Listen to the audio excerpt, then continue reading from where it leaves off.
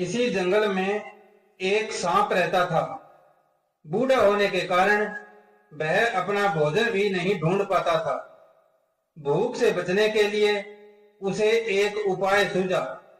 वह पहाड़ के पास वाले तालाब के निकट रेंगता हुआ पहुंचा। उस तालाब में ढेर सारे मेंढक रहते थे। सांप को आता देख सभी मेंढक डरकर भाग गए। सांप चुपचाप तालाब के किनारे जाकर लेट गया। उसने मेंढकों को खाने की चेष्टा भी नहीं करी। इसलिए थोड़ी देर बाद मेंढक वापस बाहर आकर उछलने कूदने लगे। साहस जुटाकर एक मेंढक ने उसके लेटे रहने का कारण पूछा।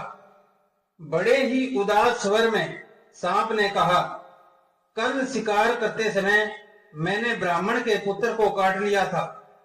क्रोध में आकर उसने मुझे श्राप दिया कि मैं अब कभी शिकार नहीं कर पाऊंगा। अब मेंढक मेरे स्वामी होंगे और मुझे उनकी सेवा करनी होगी। जब भी तुम सब चाहो मैं तुम्हें सवारी कराऊंगा।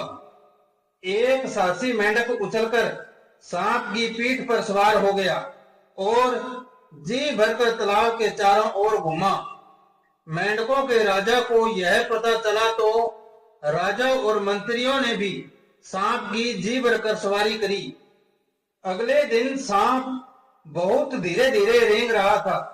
यह देखकर मेंढकों के राजा ने कारण पूछा। सांप ने कहा कि पिछले 10 दिनों से भूखा होने के कारण कमजोर हो गया हूं। राजा ने प्रतिदिन उसे एक मेंढक देने का वादा किया। शीघ्र ही सांप की शक्ति वापस लौट आई। इधर मेंढकों की संख्या दिन प्रतिदिन कम होती जा रही थी। एक दिन उधर से गुजरते हुए दूसरे सांप ने इस सांप को मेंढकों को सवारी कराते देखा। उसने कारण जानना चाहा।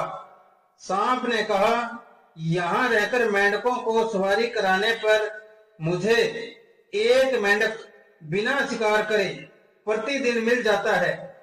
इस बुढ़ापे में इससे अच्छा भला और क्या हो सकता है।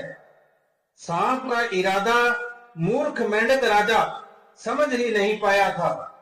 एक दिन ऐसा आया कि सांप सभी मेंढकों को खा चुका था, जिसके कारण बस मेंढक राजा और मंत्री ही बचे थे।